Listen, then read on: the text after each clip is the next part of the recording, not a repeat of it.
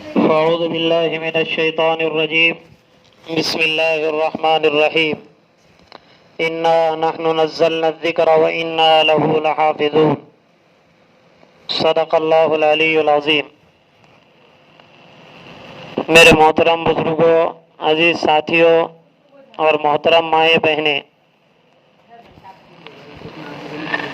اللہ جل جلالہ و عم نوالہ نے جو قرآن کریم کی دولت ہم کو عطا کی ہے اور جو کتاب اللہ رب العزت نے ہمیں عطا کی ہے،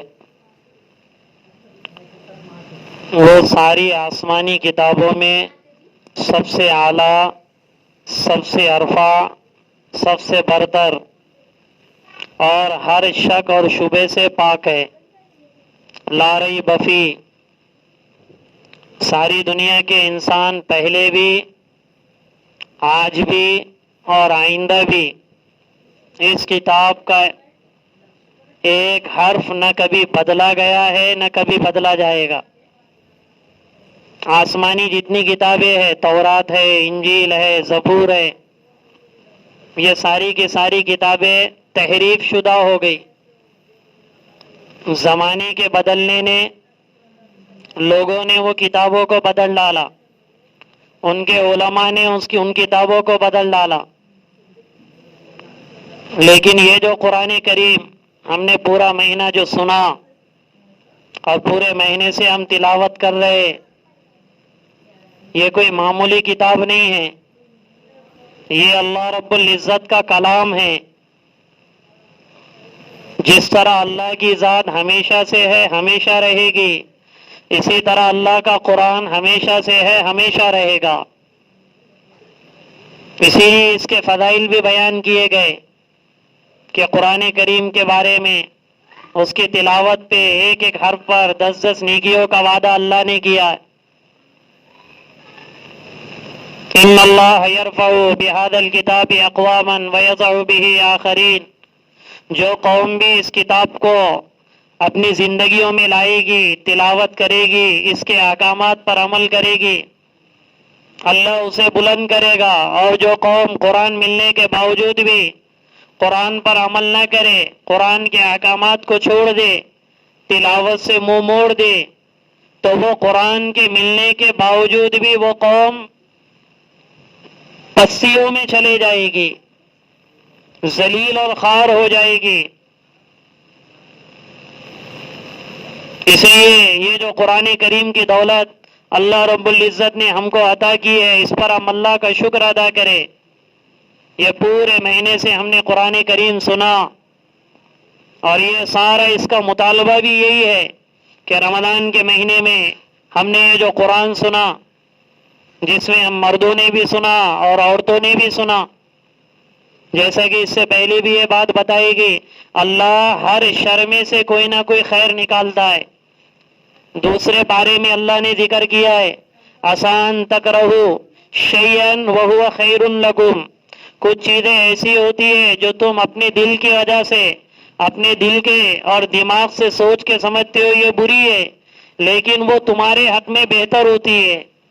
اب اس کی مثال یہ لاک ڈاؤن کو دیکھو، جتنے لوگ اس کو، یہ مہاماری کو اور یہ لاک ڈاؤن کو جو کچھ برا کہہ رہے ہیں، لیکن اس کے خیر کے پہلو دیکھو کہ ہر شر میں اللہ نے کوئی نہ کوئی خیر چھپائی ہوئی.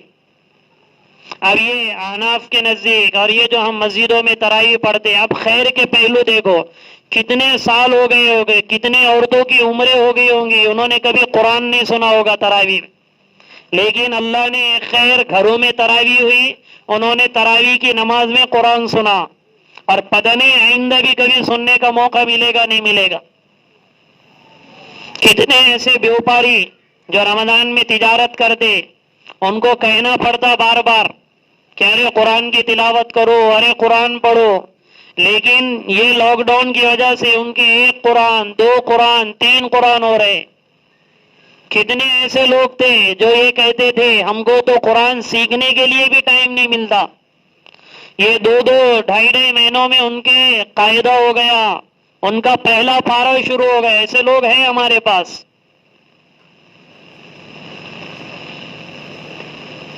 یہ خیر کے پہلو دیکھے، ہر شر میں اللہ نے خیر رکھا ہے. کتنے لوگوں کے دماغ صرف تجارت کاروبار،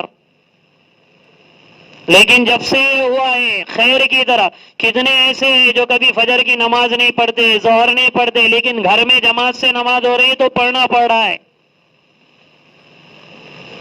کتنوں کے گھروں میں اذانیں ہو رہی ہے، چھوٹے چھوٹے بچے باجماعت نماز کو دیکھ کے نماز کے عادی ہو رہے، عورتیں مردوں کے ساتھ ساتھ باجماعت نمازیں پڑھ رہی ہے. ہم یہ خیر کے پہلو تلاش کریں. آسان تکرہو شیئن وہو خیر لکم. کچھ چیزیں ایسی ہوتی ہیں جو تمہارے حق میں تم سوچتے ہو کہ تم ناپسند کرتے ہو، لیکن وہ تمہارے حق میں بہتر ہوتی ہے. اور آسان تحبوا شیئن وہو شر لکم.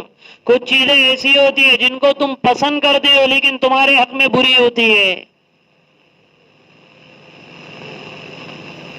اس لیے رمضان کا مبارک مہینہ اللہ نے ہم کو دیا. اب 26 روزے گزر چکے ہیں اس کے، آج 27 شب ہے. رحمت کا عشرہ گزر گیا، مغفرت کا عشرہ گزر گیا، اب جہنم سے آگ کے خلاصی کا عشرہ ہے. یہ 3 عشرے کیوں رکھے اللہ نے پتا ہے. کچھ لوگ رمضان سے پہلے سے ہی نیک ہوتے ہیں، کچھ لوگ رمضان سے پہلے سے ہی نیک ہوتے ہیں تو پورا رمضان ان کے لیے شروع سے ہی رحمت ہو جاتا ہے.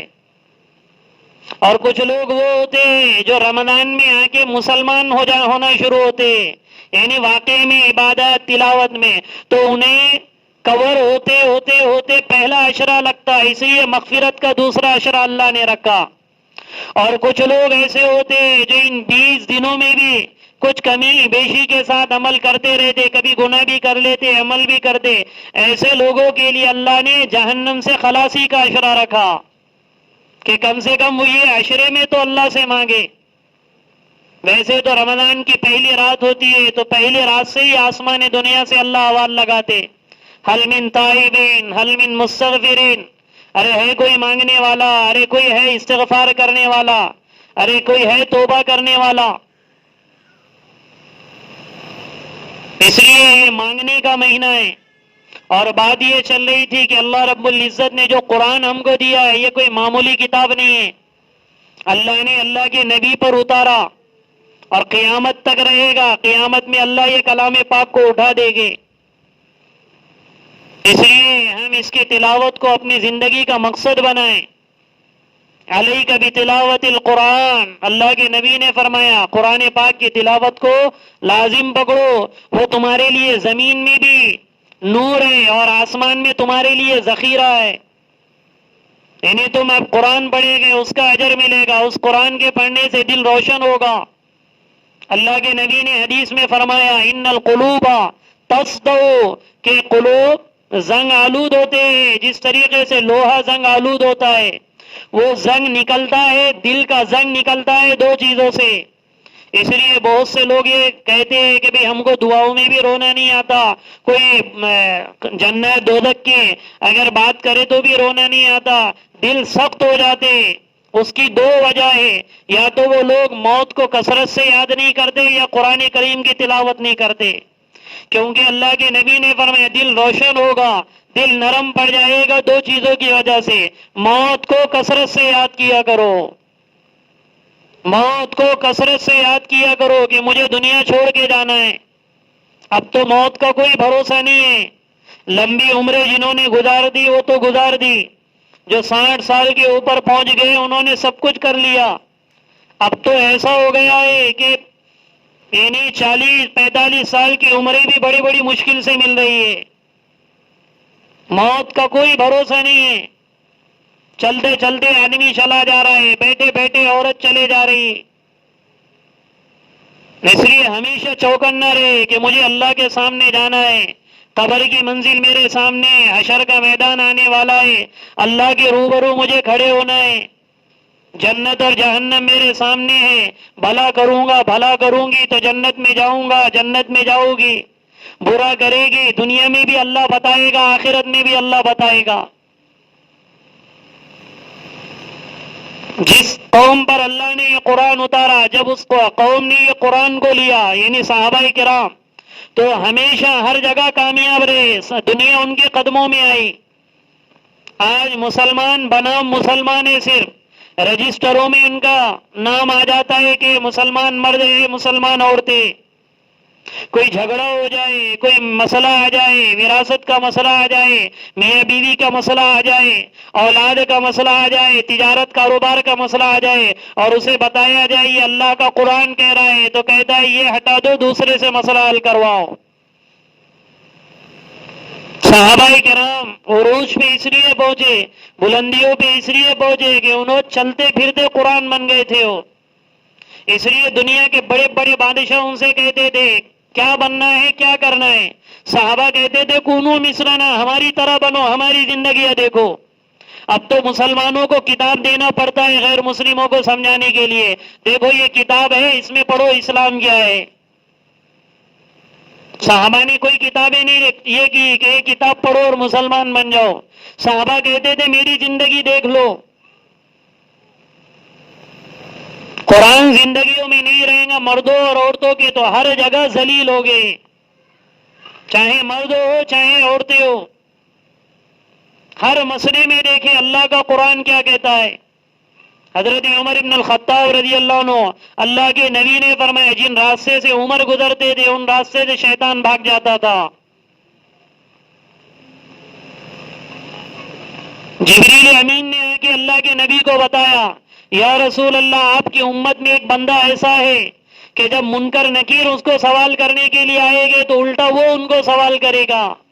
کہا کون ہے؟ کہا عمر ابن الخطاب۔ حضرت عمر سے کہا اللہ کے نبی نے عمر تمہیں پتا ہے جب تمہارے پاس سوال کرنے والے فرشتے آئیں گے تو تم کیا کہو گے؟ کہا کیا؟ تو کہا وہ فرشتے کہے گے تیرا رب کون ہے؟ تو ان سے کہے گا مجھے میرے رب کا پتا ہے، تیرا رب کون ہے؟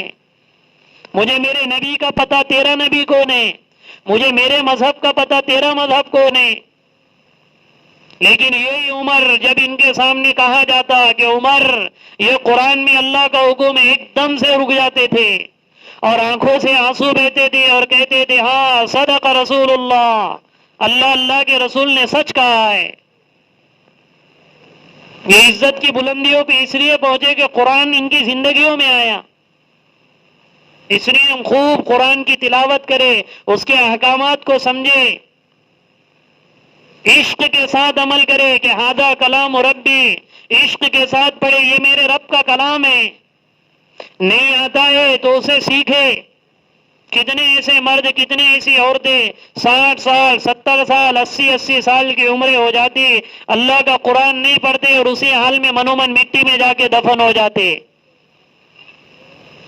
یہ ہمارے لیے غیرت کی چیز ہے کہ ہم خوب قرآن کو سیکھیں، اللہ کا کلام ہے۔ حضرت علی رضی اللہ عنہ کہتے جب مجھے یہ تمنا ہوتی کہ میں اللہ سے باتیں کروں تو اللہ کا میں نماز میں مشغول ہو جاتا، اور جب میں یہ چاہتا کہ اللہ مجھ سے باتیں کرے تو میں قرآن کھول کے بیٹھ جاتا، کہ جب بندہ قرآن پڑھتا ہے تو اللہ ڈائریکٹ اس سے باتیں کرتا، اور نماز میں قرآن پڑھتا تو بندہ اللہ سے باتیں کرتا۔ کتنے ایسے لوگ ہیں جن کی زندگی فضائل اعمال ہم پڑھتے بھی اور نہیں پڑھتے تو پڑھے ہم اپنے گھروں میں۔ حضرت شیخ نے لکھا نا ہمارے گھر کی عورتیں 15 20 25 پارے گھر کے کام کاج کے ساتھ پڑھ لیتی تھی۔ قرآن پر محنتیں ہو رہی ہے ہر جگہ جگہ جگہ، گھر گھر میں حافظ قرآن، عالم دین۔ یہ ہمارے ملک ہندوستان میں دین ہے، دین کی محنتیں، اور جہاں دین کی محنتیں نہیں ہے، انگلینڈ امریکہ میں، ہمارے یہاں پہ انگلینڈ کی جماعت آئی تھی اس سے پہلے، وہ بتا رہے تھے کہ تراویح میں تمہارے پہلی صف میں کون کھڑے تھا؟ تو میں نے کہا ہمارے مسجدوں کے ذمہ دار آ کے جگہ پکڑتے، ایک آگے پکڑتا، دوسرا آگے پکڑتا، تیسرا آگے پکڑتا۔ وہ کہنے لگے انگلینڈ کی مسجدوں میں پہلی صف حافظ قرآن کی ہوتی ہے، وہاں کوئی دوسرا آگے نہیں بڑھتا، پہلی صف حافظ قرآن کی۔ جہاں یہودیت، جہاں نصرانیت، جہاں فحاشیت، جہاں دنیا ننگا ناچ گانا کرتی ہے، دنیا کی ہر برائی، وہاں کے ماں باپ اپنی اولادوں کو ایسا بنا رہے اور خود بھی بننے۔ قرآن آسان ہے، وَلَقَدْ يَسَّرْنَا الْقُرْآنَ لِلذِّكْرِ فَهَلْ مِن مُدَّكِرٍ، ہم نے قرآن کو آسان بنایا ہے، کوئی نصیحت کو قبول کرنے والا؟ پڑھنے کے لیے بھی آسان ہے، سمجھنے کے لیے آسان، یاد کرنے کے لیے کتنے ایسے لوگ، حضرت شیخ الہند رحمت اللہ علیہ کے جو مالٹا کی جیل میں ڈالا گیا، انگریز جب اس ملک میں آئے تھے اور جب یہ جنگ آزادی لڑی گئی اور مالٹا کی جیل میں حضرت شیخ الہند رحمت اللہ علیہ کو ڈالا گیا، تو ان کے ساتھ ان کے شاگرد مولانا حسین احمد مدنی کو بھی ڈالا گیا۔ انہوں نے کہا کہ بھئی میں بھی ان کے ساتھ جاتا ہوں، میرے استاد کے، تو دونوں کو ایک قید خانے میں رکھ دیا گیا۔ جب رمضان کا مہینہ آیا تو دونوں بھی حافظ نہیں تھے، نہ استاد حافظ تھے نہ شاگرد حافظ، عالم اور مفتی بڑے تھے، لیکن تمنا پیدا ہو گئی۔ اپنے شاگرد مولانا حسین احمد مدنی رحمت اللہ علیہ سے کہنے لگے، ارے حسین، اب ہمارے قرآن کا کیا مسئلہ ہوگا؟ زندگی میں کبھی ہم سے قرآن نہیں چھوٹا رمضان میں سننا، اب تو لوگ کہتے جو علم ترہ سے سنا دو ختم کر دو، والضحیٰ سے سنا دو ختم کر دو، چونکہ نہ قرآن کا عشق ہے، نہ تلاوت کا ذوق ہے، نہ پتہ ہے کہ ہم کس کے دربار میں کھڑے ہو رہے، سجدہ کرتے تو اللہ کے قدموں میں سجدہ کرنے کا پتہ نہیں رہتا، اس لیے کہتے جلدی جلدی ختم کر دو۔ حضرت شیخ الہند نے مولانا حسین احمد مدنی رحمت اللہ علیہ سے کہا کیا کیا جائے؟ مولانا حسین احمد مدنی رحمت اللہ علیہ نے فرمایا کہ حضرت آپ فکر نہ کریں، میں رمضان میں آپ کو روزانہ 125 پارہ سنا دوں گا۔ مولانا حسین مدنی رحمت اللہ علیہ کے کہنے پر شیخ الہند رحمت اللہ علیہ نے فرمایا کیسے سناؤ گے؟ تم تو حافظ نہیں ہے، کہا میں سناؤں گا۔ تو دن بھر میں فجر کی نماز سے لے کے عشاء کی نماز تک 125 پارہ زبانی یاد کرتے تھے۔ ہم سے پڑھنا نہیں ہوتا، وہ زبانی یاد کرتے، اور رات میں تراویح میں سنا لیتے۔ 27 شب آئی اور وہ حافظ قرآن ہو گئے 27 دن میں۔ امام محمد ابن حسن الشیبانی رحمت اللہ علیہ، امام ابو حنیفہ کے شاگرد، ان کی ماں نے لایا ان کو امام ابو حنیفہ رحمت اللہ علیہ کے پاس، چھوٹے سے تھے۔ ماں کہنے لگی اسے آپ کے پاس رکھو، کچھ مسئلے مسائل آ جائے گے، کچھ سیکھے گا۔ امام ابو حنیفہ رحمت اللہ علیہ کہنے لگے یہ چھوٹا سا بچہ یہ مسئلے مسائل کیا سمجھے گا؟ امام ابو حنیفہ رحمت اللہ نے فرمایا مائی اس کو لے کر جا اور یہ اس کو پہلے حافظ قرآن بنا، مسئلے مسائل کے سمجھنے کے لیے حفظ قرآن ضروری ہے، پہلے ان کو قرآن سکھا، حافظ قرآن بنا، بعد میں لا۔ امام ابو حنیفہ رحمت اللہ علیہ فرماتے میں تو یوں ہی اس کو ٹالنے کے لیے کہا کہ کم سے کم 4-5 سال یوں ہی نکل جائے گے۔ ایک ہفتے کے بعد اس کی ماں نے انہیں لے کر آیا اور کہنے لگی امام صاحب یہ میرا بیٹا محمد 7 دن میں حافظ قرآن ہو گیا۔ تو ایسے کئی واقعات ہیں۔ شیطان پیٹ تھپٹتا ہے، ارے تیری عمر تو 40 سال ہو گئی، اب کیا قرآن سیکھے گا؟ تیری عمر تو 50 سال ہو گئی، تیری عمر تو 20 سال ہو گئی۔ عموماً عورتیں، عموماً مرد، ہمارے مسلمان اس میں ملوث ہے، قرآن سے بے بہرا ہو جاتے ہیں۔ اس لیے اس کی خوب فکر کریں اور اپنے اولادوں کو حافظ قرآن بنائیں۔ ضروری نہیں ہے مدرسے میں پڑھانا، ضروری نہیں ہے کہیں پہ امامت کے لیے رکھنا، کیونکہ حافظ قرآن کی فضیلت ہے۔ منتخب حدیث میں بھی آپ نے سنا ہوگا حافظ قرآن کے ماں باپ کو ایسا تاج پہنایا جائے گا جو تاج سورج سے زیادہ روشن ہوگا۔ اللہ کے نبی نے فرمایا فما ظنکم بالذی عمل بها، جن کے ماں باپ کے ساتھ اللہ یہ معاملہ کرے گے تو خود حافظ قرآن کے ساتھ اللہ کیا معاملہ کرے گے؟ اس سے کہا جائے گا اقرا ورتقی ورتل کما کنت ترتل فی الدنیا فإن منزلک عند آیت تقرؤها، کہ پڑھتا جا، تیرے جنت کے درجوں پہ چڑھتا جا، چڑھتا جا، چڑھتا جا، جہاں تیری آخری آیت ہوگی وہیں پر تیرا آخری درجہ ہوگا۔ علماء نے بحث کی ہے کہ قرآن کی آیتوں کے اتنے ہی جنت کے درجات ہیں یا اس سے زیادہ ہے۔ اس لیے ہم اپنے نسلوں کو، مردوں کو، عورتوں کو، قرآن کوئی خاص مردوں کے لیے نہیں، عورتیں بھی حافظ قرآن ہو سکتی۔ ابھی ہمارے کولہاپور کی جماعت موریتانیہ گئی تھی، افریقہ کا ایک ملک ہے موریتانیہ، ان کی کارگزاری آئی صبح کے مشورے میں وہ مسورات کی جماعت تھی، ان سے پوچھا گیا ارے تم جب قرآن کے حلقوں میں بیٹھتے تھے تو کیا موریتانیہ کی عورتیں اور جن گھروں میں تم رکتے تھے وہاں کی عورتیں تمہارے حلقوں میں بیٹھتی تھی، تم نے ان کا قرآن صحیح کیا یا نہیں کیا؟ تو وہ جو کارگزاری سنانے والے وہ روتے روتے کہنے لگے ارے جس گھر میں ہماری جماعت رکی وہ گھر میں مرد تو دور کی بات ہے، اس گھر کی عورتیں بھی حافظ قرآن تھی. وہاں پہ شادیوں کے رشتے اس پر ہوتے ہیں کہ یہ لڑکی پکی حافظ قرآن ہے یا کچی حافظ قرآن ہے. مرد تو دور کی بات ہے، عورتیں بچیاں وہاں حافظ قرآن ہے. اس لیے قرآن کے ساتھ ہمارا تعلق رہے. جتنا ہم قرآن کے ساتھ اپنا تعلق جوڑیں گے، کتاب اللہ، ہمارے بڑے حضرت مولانا وسطانوی صاحب یہ بار بار کہتے کتاب اللہ اور بیت اللہ کا جوڑ ہے. جس نے کتاب اللہ کو اپنی زندگی سے لگا دی اللہ اسے بار بار بیت اللہ پہنچائے گے. کتاب اللہ کا اور بیت اللہ کا جوڑ ہے. اس لیے تلاوت کا خوب اہتمام کریں، خصوصاً رمضان کے مہینے میں. یہ مہینہ ہی قرآن کا مہینہ ہے، اور چونکہ اب یہ آخری ایام چل رہے، رات میں بھی خوب عبادتیں کرے، دن میں بھی تھکا دینے والی عبادتیں کرے، اور رلا اپنے بدن پہ رونگٹے کھڑے کر دینے والی دعائیں مانگے اللہ سے پوری امت کے لیے.